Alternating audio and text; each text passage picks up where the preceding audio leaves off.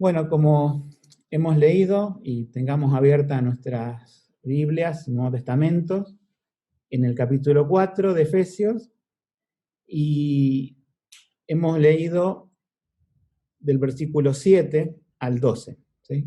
Y vamos a ir entonces versículo por versículo. Como vimos, Efesios es un libro que habla mucho de la unidad de la iglesia, de la edificación, y acá está hablando acerca de los dones, ¿sí? Y también cómo contribuyen esos dones a la edificación de la iglesia. Vamos haciendo un poco más corto las divisiones porque queremos sacarle la máxima enseñanza posible. Entonces vamos a comenzar con el primer versículo, el 7, examinando esto. Dice, pero a cada uno de nosotros es dada la gracia conforme a la medida del don de Cristo. Cada uno de nosotros ha recibido lo que se llama la gracia salvadora. O sea, esa la tenemos todas por igual. Pero no todos tenemos los mismos dones. Es decir, Dios, al repartir los dones a su iglesia, podemos decir, repartió de acuerdo a su soberana voluntad. La gracia salvadora es la misma, pero la gracia en cuanto a la manifestación de esos dones es distinta. Pero todos los dones que puedan llegar a tener las personas, que después, si quieren, al final de la reunión pueden hacer preguntas, esos dones son diferentes y a veces, leyendo este pasaje específicamente de Efesios, se piensa que los dones son los que se nombran aquí nomás, o los que se nombran en Corintios, y es una gama muy amplia. Solamente hay dos dones, y esto se los digo como dato, que tiene que reconocer la iglesia públicamente, que serían dos oficios que nos dice la confesión de fe, ¿sí? Estos dones, podemos decir, y oficios, son el de pastor y de diácono. Y si hubiera un misionero evangelista, también tiene que ser comisionado por la iglesia. Todos los demás, no hace falta un nombramiento. O sea, no hace falta que, bueno, si hay funciones, por ejemplo, si tuviéramos una comisión para tesorero, sí, haría falta un nombramiento, pero me refiero al resto de cosas, cada cual tiene que hacerlo para el Señor y para el servicio de la iglesia y edificación de los hermanos, sin necesidad de un nombramiento, ¿sí? Siempre las personas se preguntan, ¿qué don tengo? Bueno, quizás no es lo que nos lleva a la palabra a preguntarnos qué don tenemos, sino a servir a los demás. Y ahí nos vamos a dar cuenta dentro de lo que entendemos bíblicamente de los dones, ¿no? Vamos al versículo 8, que es un versículo difícil. Dice, por lo cual, dice, subiendo a lo alto, llevó cautiva la cautividad y dio dones a los hombres. Esto no lo dice el apóstol Pablo, lo está tomando de un salmo, si lo quieren buscar en este momento, ¿sí? Es el Salmo 68, versículo 18. Queda ahí en el Salmo 68, versículo 18, dice, subiste a lo alto, cautivaste la cautividad, o llevaste cautivo la cautividad, tomaste dones para los hombres, y te agrega, ¿no? Y también para los rebeldes, para que habite entre ellos Ja, Dios. Ja es el nombre corto o simplificado de Dios en el Antiguo Testamento. ¿Qué es esto de decir quién es el que subió a lo alto? Bueno, la explicación la entendemos por el versículo que sigue. El que descendió es el mismo que también subió. O sea, está hablando de Cristo, ¿sí? O sea, la única forma en que podía ascender Cristo es descendiendo. Él ya estaba en el cielo.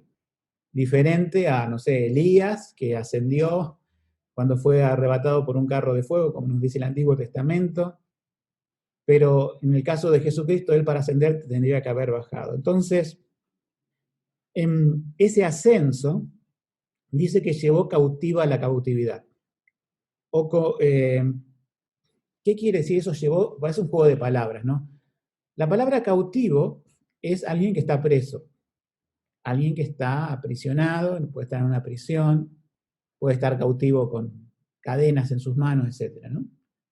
Y esa es la imagen del mundo después de la caída en pecado. O sea, el mundo estaba desde Adán y Eva cautivo por Satanás, cautivo por el pecado. ¿Sí?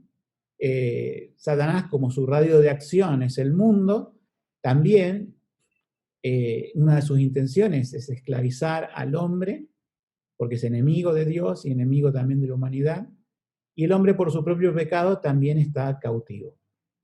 Estaba cautivo por causa también de la muerte, ¿sí? Que reinaba, digamos, en el mundo, pero cuando Cristo salva a su pueblo, ¿sí? A esos cautivos, Él los hace cautivos. Es decir, pasan de un sistema de ser cautivos del mundo y del diablo a ser ahora cautivos de Cristo. O sea, de ser esclavos del mundo y del pecado a ser ahora esclavos de Jesucristo. Por eso Él lleva cautiva la cautividad. Ese juego de palabras quiere decir que Él, en su muerte, resurrección y ascensión, cuando asciende a los cielos, Él no vuelve con las manos vacías a su Padre en los cielos, sino que ya para Dios, todos los creyentes de la historia están reunidos en su presencia, podemos decir, en la mirada de Dios. Falta que se cumplan los tiempos, ¿no es cierto? Que se vayan salvando más personas, que pasen, no sé cuánto tiempo pasará antes de la segunda venida de Cristo, pero Él ya llevó cautiva esa cautividad, podemos decir, ya rescató a un pueblo de la esclavitud, y no solamente los rescató, el énfasis que está poniendo Pablo acá es que no solamente llevó cautivo a un pueblo, que lo libró del mal, sino que también le dio dones. Cuando una persona, se dice, cuando una persona conquistaba a otro, ¿no es cierto? En el Antiguo Testamento tenemos una gran cantidad de veces que aparece la palabra despojos, eh, otras versiones lo traducen como botín, que es cuando, digamos, por ejemplo, alguien conquista un pueblo y después todo lo que sacó de eso empieza a repartirlo. Bueno, a repartirlo entre su pueblo, ¿no es cierto? Que conquistó, reparte en su pueblo que es el que conquistó ese lugar.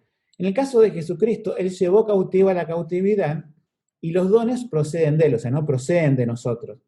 O sea, a ese pueblo que somos nosotros, Él, por su victoria en la cruz, reparte estos dones. Entonces, una de las cosas que tenemos que tener en cuenta que el Señor reparte esos dones como quiere. Por ejemplo, en Isaías 53:12, que Isaías es este capítulo mesiánico, ¿no? del profeta Isaías, dice, como profecía en cuanto a Cristo, por tanto, yo le daré parte con los grandes y con los fuertes repartirá despojos, por cuanto derramó su vida hasta la muerte y fue contado con los pecadores. Quiere decir que en la victoria de Cristo, Él va a repartir despojos. Claro, seguramente el judío se imaginaba esto como una victoria militar, pero ahora entendemos que la victoria de Jesucristo en la cruz no fue una victoria militar para el pueblo de Israel. De hecho, es todo lo contrario. El que era el rey de los judíos, como decía Pilato, murió en una cruz. Pero resucitó y ascendió, y sí es rey en ese sentido, y sí reparte despojos o dones en ese sentido. Entonces, el tema central de hoy son los dones. Y vamos a ver un poco esto de los dones, así también conectándolo con otro libro de la Biblia que es Corintios. Entonces dice el 8, subiendo a lo alto, llevó cautivo la cautividad y dio dones a los hombres. ¿Y que subió? ¿Qué es? Sino que también había descendido primero a las partes más bajas de la tierra. Si bien el descenso es la encarnación, es decir, ¿cuándo desciende Cristo? ¿Cuándo nace en Belén? Mejor dicho, no cuando nace en Belén, perdón. Cuando el ángel le anuncia a María que el Altísimo le hará sombra, cuando pone allí el Espíritu Santo en el vientre de María Jesús, allí podemos decir comienza en el tiempo nuestro, en la tierra, la encarnación de Jesucristo, que luego se gesta como cualquier otro bebé y nace como cualquier otro bebé, crece como cualquier otro ser humano, pero a la vez, aparte de tener la naturaleza humana, tiene la naturaleza divina. no es el tema de hoy, pero es muy importante que conozcamos bien, porque es muy importante la teología de la encarnación de Cristo. Él es verdadero hombre al 100% y verdadero Dios al 100%, no es mitad y mitad. No es una cáscara humana que fue tomada por la divinidad. Es verdaderamente 100% hombre porque representa a la humanidad y es 100% Dios. Por eso es el puente entre Dios y los hombres. No podría hacerlo de otra manera si no fuera así. Entonces, descender a las partes más bajas de la tierra, yo creo que es una alusión a su humillación. Él no nació, por ejemplo, en Egipto, en el trono de un faraón. Él nació en un humilde pesebre, en un pueblo, uno de los más pequeños de Israel, Belén, y se crió de la manera más humilde y con los humildes. Por lo tanto, podemos decir que son las partes de la tierra, aún las más bajas de la tierra. Y acá viene el tema de los dones. Pero debemos entender que el énfasis de esto de los dones en el pasaje no se halla, digamos, en hacer un listado, porque todos han tentado a, de cada versículo, hacer una teología sistemática, decir, mira, estos son los únicos dones que hay y es lo que nos dice la Biblia. No, porque también se nombra en otras partes de la Biblia los dones. Entonces, cuando leemos, por ejemplo, en el versículo 10, que dice, el que descendió es el mismo que también subió sobre todos los cielos para cumplir todas las cosas, y el 11 dice, y él mismo dio a unos como apóstoles, ahí viene una palabra, profetas, dice, y a otros como evangelistas, y a otros como pastores y maestros.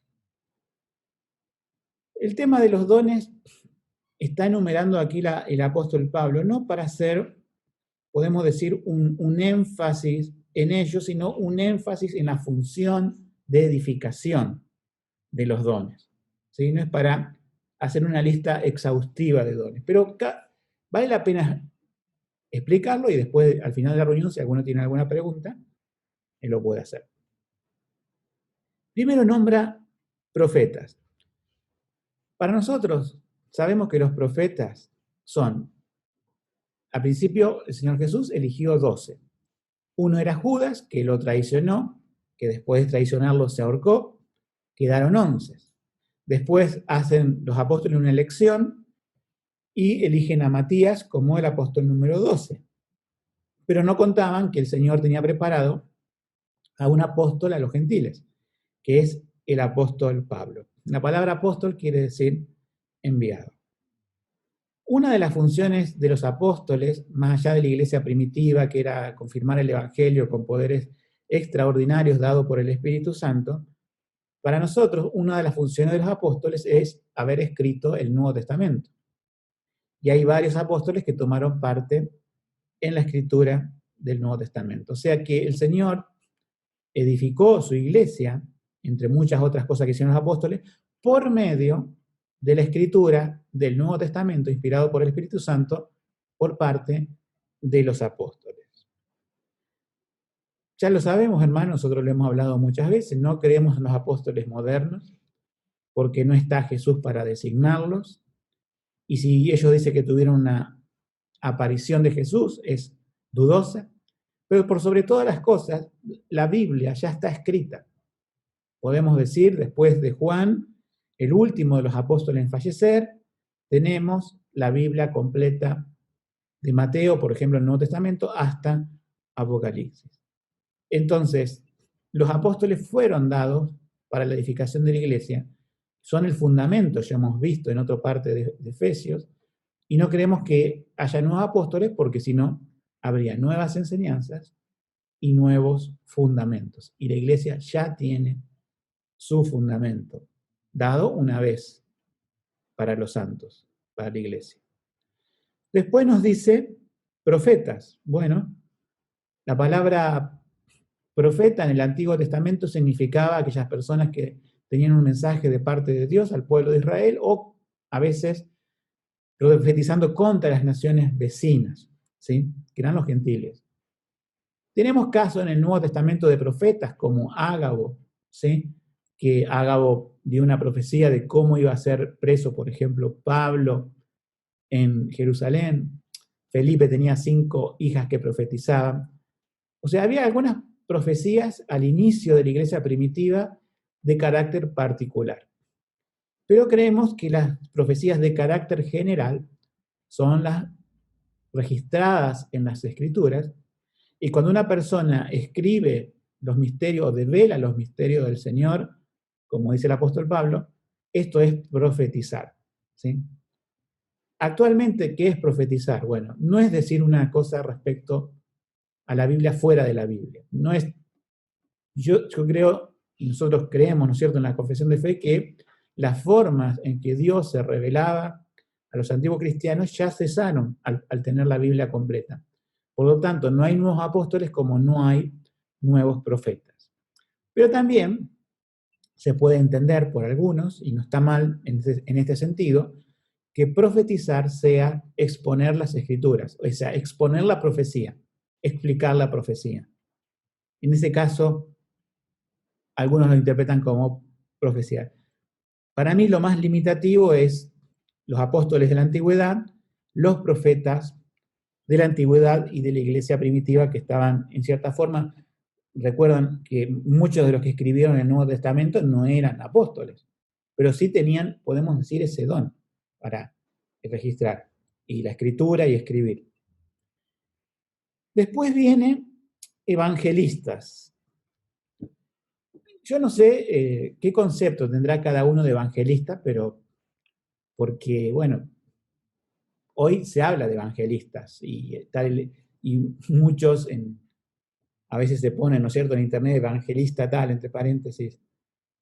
A ver, no quiere decir que evangelista sea simplemente predicar el evangelio, porque esto es responsabilidad de todos. Todos somos, en cierta manera, si tenemos que predicar el evangelio, evangelistas en ese sentido. Pero evangelistas en este sentido es diferente. Es una función un poco más específica que predicar el evangelio. Es una función como, a ver, tenemos un personaje en la Biblia que lo podemos recordar, la de Timoteo, al principio. El apóstol Pablo era un evangelista también. ¿Qué quería decir evangelista? Es esto, lo que hoy conocemos como misioneros, que también a veces se malentiende cuál es la función de los misioneros o evangelistas. Evangelista en este término bíblico es una persona que va a predicar a un lugar donde antes no se predicó el evangelio. No solamente que predica, sino que funda una iglesia y la pastorea por un espacio de tiempo. Vuelvo a decir, un evangelista es alguien que va a predicar el evangelio en un lugar nuevo, ¿sí? Puede ser que haya predicado a alguien antes, haya predicado a alguien o no. Por lo general en el Nuevo Testamento no había predicado a nadie antes. Funda una iglesia, la constituye y se queda un tiempo pastoreándola, ¿sí? No se sabe bien ese tiempo cuánto es, pero después pasa a otra fase, a otra ciudad o a otro lugar para hacer exactamente lo mismo. Podemos decir que evangelistas y misioneros son sinónimos. Pero hoy tenemos un evangelista, es alguien que dice, bueno, vamos a una campaña, ponen unos parlantes, ponen unas sillas, ponen ¿no es cierto?, una tarima, predican y se van a otro lugar. Eso es, digamos, de hecho, en la antigüedad también lo hacían bien, ¿no? Como ahora. Eso es simplemente tener una predicación del evangelio de manera pública, pero no es el evangelista que nos habla este pasaje de Efesios. Porque la tarea de evangelista era amplia y en el tiempo. Si ustedes ven el apóstol Pablo, que también era un evangelista, él pasó varios años con cada iglesia. Nosotros lo vemos como un pantallazo, pero él pasó varios años con una iglesia y le dedicó tiempo, oración, esfuerzo. Y fíjense en el esfuerzo, humanamente hablando, que le costó la iglesia en Corinto, que ya hemos estudiado ese libro. Entonces, evangelista sería un misionero, pero también hay a veces un malentendido en esto de los misioneros modernos, ¿sí? Disculpen, me tomo un poco de agua. hay veces que los misioneros modernos dicen algunos grupos de personas, a veces muchos involucrados a los jóvenes, nos vamos de hacer misiones. Sí, no digo que esté mal eso. Por ejemplo, viajar a un lugar, puede ser un lugar muy recóndito del país, llegar a un grupo de gente que no tenía el evangelio, ayudarlos con alimento, ayudarlo con ropa, ayudarlo con la palabra de Dios, predicarle, eso está muy bien. Pero no equivale a ser el evangelista de Efesios 4. Es una persona y es un hombre, ¿sí? Que recuerden, como no hay mujeres pastoras, tampoco podemos decir hay mujeres evangelistas, aunque si va un hombre a predicar y es casado, su esposa tiene que estar muy entrenada en esto, ¿no? Es un ministerio fundamental que acompañe, por ejemplo, la esposa y después los hijos, ¿no? A un hombre que va a abrir una obra en un lugar nuevo y que tiene que hacer un viaje, por ejemplo. Y un lugar peligroso. La historia nos ha demostrado que, bueno, hubo algunos evangelistas que salieron y sus esposas no estaban de acuerdo. Tenemos el caso de William Carey, que fue a la India y los primeros años la esposa no se resistía y quería volverse. Fue, bueno, cuestiones duras que no sabemos cómo juzgarla, nosotros el Señor las sabe, cómo fue todo que se dio. La cuestión es que la esposa fallece, también uno de los hijos, y Carey sigue predicando en la India y sigue extendiendo la palabra de Dios, ¿no?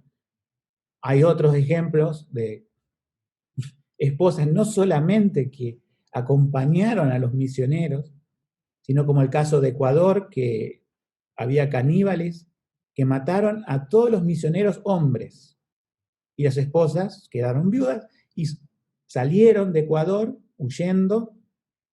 ¿Y qué hicieron? Se organizaron y regresaron a predicarles. Ese es un caso muy notorio, ¿sí? Después lo pueden buscar en internet si quieren y verlo, ¿no es cierto?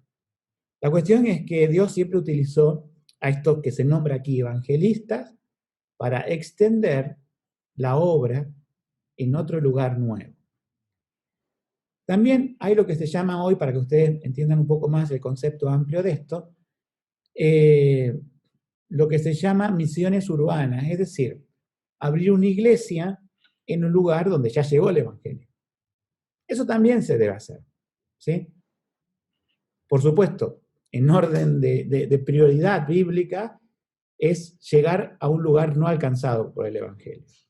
Pero también abrir iglesias sanas doctrinas a lo largo de un territorio donde justamente se dice ser cristiano el territorio, pero está lleno de superstición, lleno de malas iglesias, también es en cierta manera una obra, en segundo nivel de la primera, ¿no? También una obra misionera, establecer una iglesia en un lugar donde no había una iglesia sana, podemos decir. Y después dice, pastores y maestros. Bueno, aquí hay a veces una discusión en cuanto a esto. Está hablando de dos categorías, está hablando de una misma categoría, es decir, está hablando de que hay una categoría pastores, así como hay apóstoles, profetas, evangelistas, pastores y maestros. Entonces dicen los 5 ministerios. En un momento de mi vida yo era dado a pensar y a creer que eran los 5. Tenía los 5 dedos de la mano, entonces decía apóstoles, profetas, evangelistas, pastores y maestros. Pero soy más dado a pensar, ahora, como también mucho de la reforma histórica ha pensado, que pastores y maestros son una misma categoría. ¿Por qué soy dado a pensar así? Porque no hay ejemplos en el Nuevo Testamento de personas que simplemente enseñen, ¿sí? Y no exhorten. en cierta manera están haciendo una tarea pastoral. Uno dice, ¿y qué tal de Apolos? Era un predicador de la Escritura, pero seguramente, si decimos que Pablo regó, Apolos plantó, viceversa, plantó y regó, ¿sí? Yo creo que Apolos, si lo quieren buscar como ejemplo, también ocupaba una función pastoral.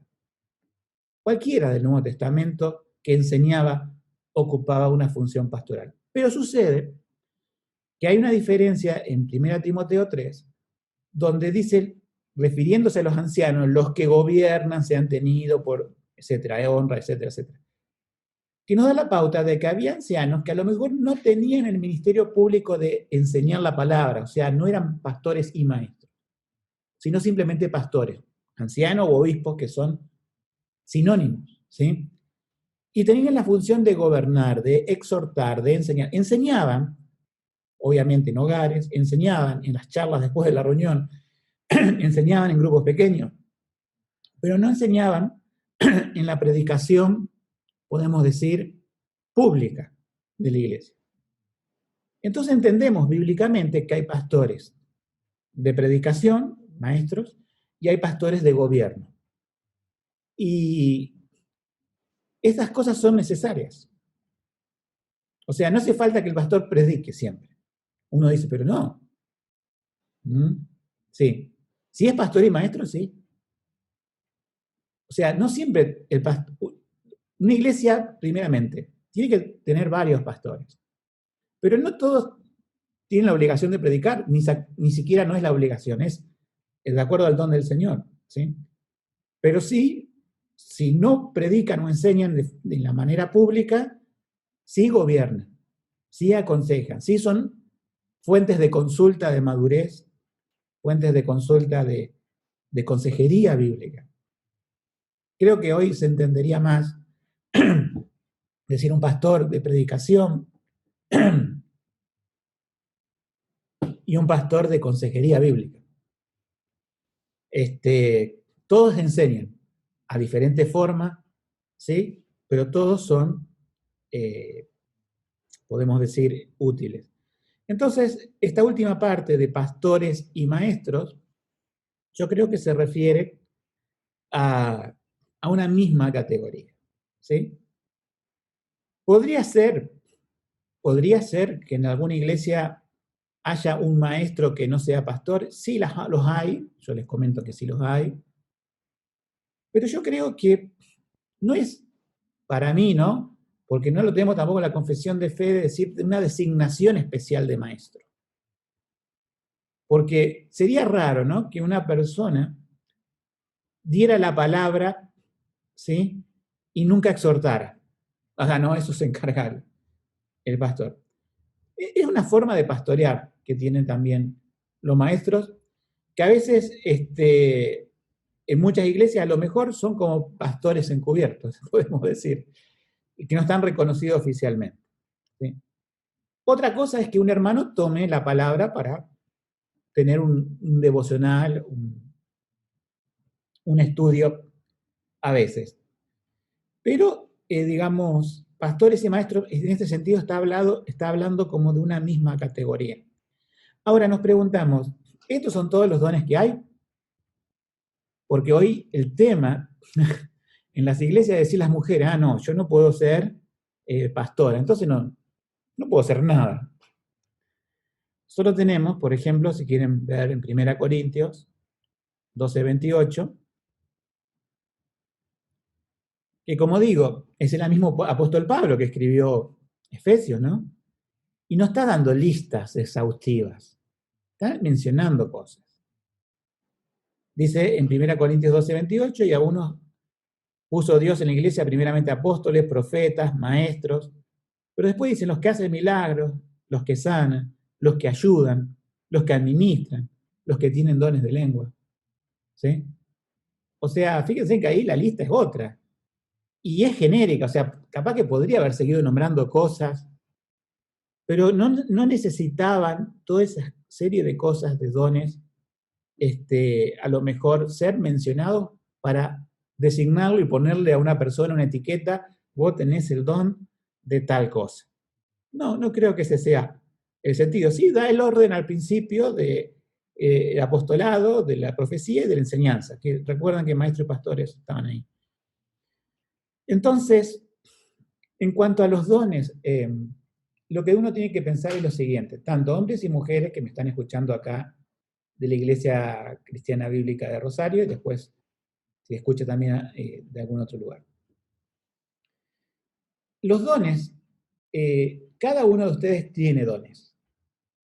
O sea, aquel que murió en la cruz, que resucitó, que ascendió, que llevó cautiva la cautividad y que repartió dones a su pueblo, no hay creyentes que Él, que Cristo, no les haya repartido dones.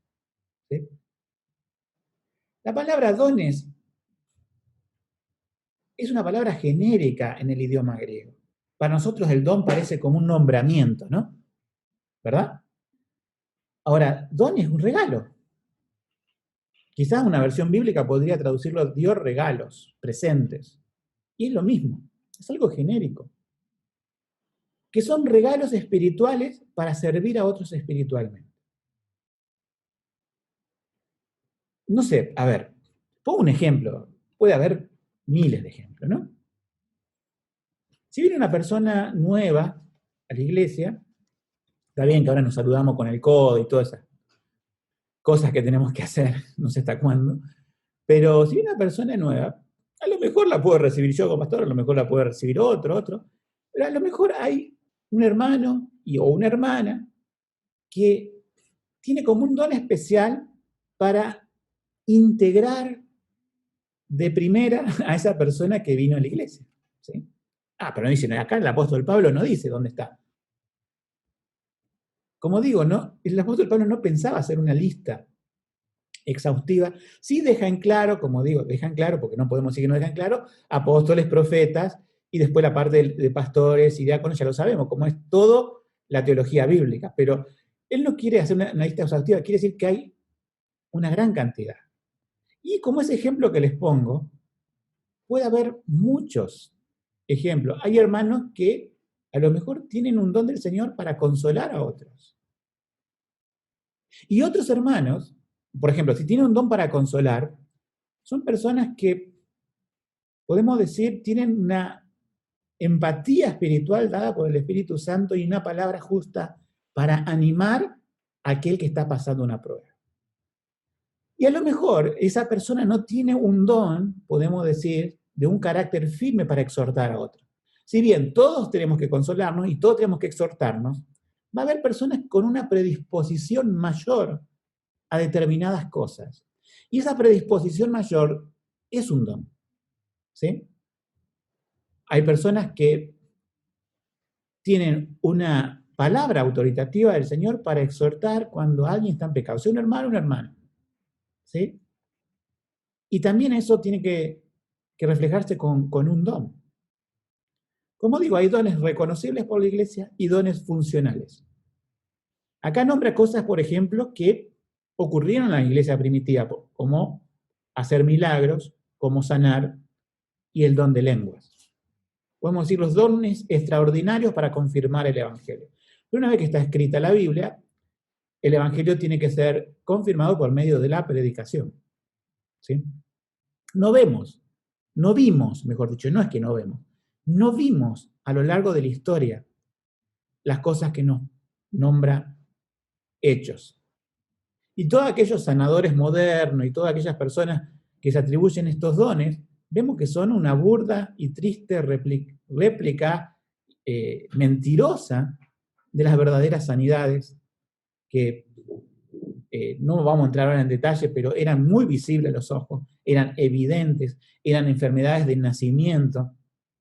Todos estos sanadores, cuando vos le llevas a una persona de nacimiento con muletas y con las piernas, no pueden sanarlo, solamente sanan aquellos que tuvieron alguna enfermedad, que quedaron por un tiempo así y capaz que un shock de adrenalina lo levanta de la silla. Y después también hay teatro, ¿no? Y muchos psicosomáticos, pero no pueden, ya quedó súper demostrado, que no pueden sanar enfermedades visibles y deterioro visible.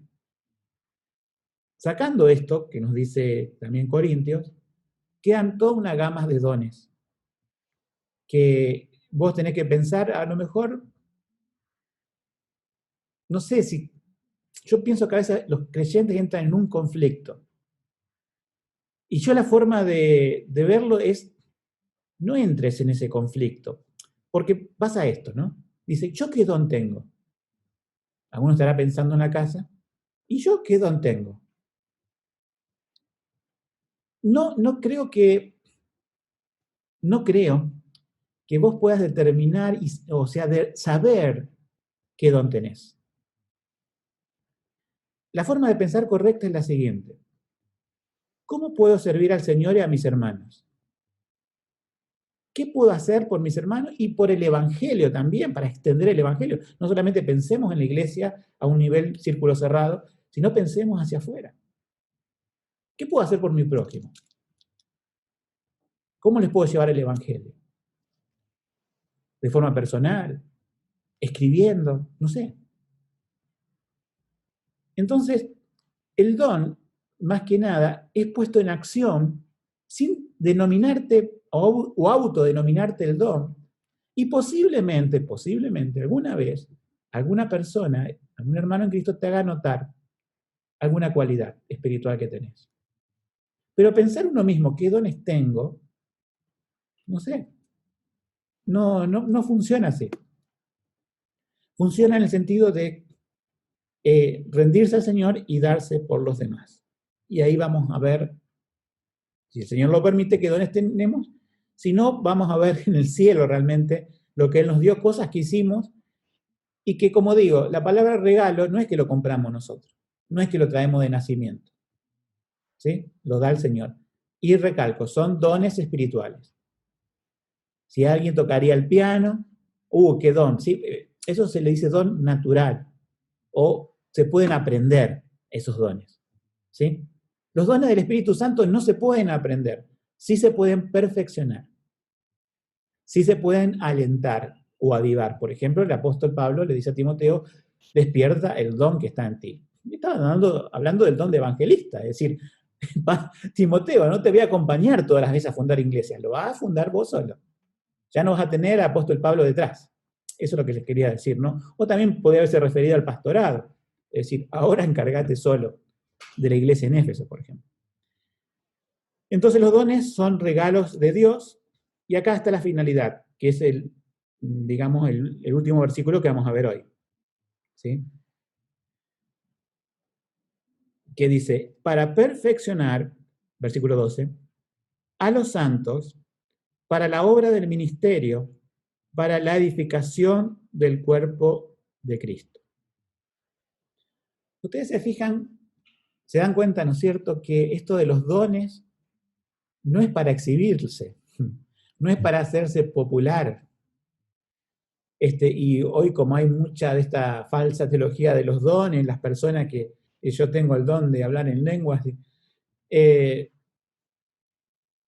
¿cuál era la finalidad de los dones? Es, como dice aquí, perfeccionar a los santos. Es como equiparlos. Ahora quiero que piensen en algo netamente práctico. ¿Sí? Si yo soy el pastor de esta iglesia y enseño, como también podemos recibir enseñanza de otros que predican, ¿sí? Cada hermano que predica está equipando. Es como que tenés que salir a la guerra, ¿verdad? Por así decirlo, ¿no? Te da los elementos del uniforme ese, estamos hablando de un lenguaje bíblico, de ese lenguaje romano, ¿no? La coraza, ¿no es cierto?, de la fe, el yelmo de salvación, los calzados del evangelio. Cada doctrina, cada enseñanza va perfeccionando, va afirmando, podemos decir, ese equipamiento de guerra para hacer frente a Satanás, al mundo, del pecado, y para predicar el evangelio. Por lo tanto, tenemos que examinar esto, ¿no, hermanos? ¿No? Que cada predicación no es simplemente que aprendiste algo nuevo, te equipaste con algo nuevo. ¿Cómo te vas a dar cuenta que te equipaste? Bueno, tenés que luchar la vida cristiana. te va a dar cuenta si te falta un fortalecimiento en la fe, cuando no tenés fe para enfrentar determinadas circunstancias. Cuando te vienen dudas en cuanto a la salvación, el yelmo de salvación no está puesto. Cuando no se sale a predicar el Evangelio y bueno, el calzado del Evangelio no está bien atado. Cuando no sabes qué responderle bíblicamente y bueno, no sabes empuñar mucho la espada del Espíritu. Es como un entrenamiento de guerra y como un equipamiento de guerra lo que hacen las predicaciones de cada domingo o cada estudio bíblico. O sea, entonces, eso también nos da una pauta. Primeramente, cuando alguien enseña en la iglesia, y es de Dios, obviamente, ¿no? Es un don de Dios. Un regalo de Dios, no para la persona simplemente que lo tiene, sino para vos, para equiparte. Para que cada cual, ejerciendo los dones, porque no solamente estamos hablando de predicación, recuerden, estamos hablando de toda una gama de dones, equipa a otros. Aún el del consuelo, aún el de exhortación, que hoy nombré como un ejemplo, equipa a otros creyentes. Entonces, si somos conscientes, hermanos, que tenemos que usar nuestros dones, vamos a ser una iglesia fuerte. Si perdemos o atendemos poco a esta conciencia de los dones, no vamos a poder equiparnos unos con otros. Y vamos a ser una iglesia débil. Quiera permitir el Señor que seamos una iglesia fuerte. Que esto lo hace para perfeccionar, que es decir, equipar a los santos, para que a la vez la iglesia, los santos es sinónimo de iglesia, puedan ocuparse del ministerio, para la obra del ministerio y para la edificación del cuerpo de Cristo. Con esto termino, dos conceptos. La iglesia tiene esas dos funciones. Predicar el evangelio, fortalecer a los creyentes mutuamente a través de los dones y la palabra del Señor. Entonces, hermanos, que entendamos que el Señor ha dado estos dones, que el Señor te ha dado dones para que vos puedas desarrollarlos para beneficio de tus hermanos, para beneficio también propio, porque lo peor que hay es esconder el don y decir, no puedo hacer nada para el Señor. Entonces te animo a que sirvas y el Señor te va a ir diciendo bien, o te vas a dar cuenta en el ejercicio de los dones, en qué partes de la obra sos útil, ¿sí? Todo lo que viene a la mano, dice Proverbios, según tus fuerzas para hacer, tenés que hacerlo. Entonces, una iglesia va a ser fuerte no solamente porque tenga buenos líderes, sino porque además tenga miembros activos que sigan ese equipamiento y puedan ejercerlo para el bien del Evangelio, la difusión del Evangelio y el bien del cuerpo de Cristo.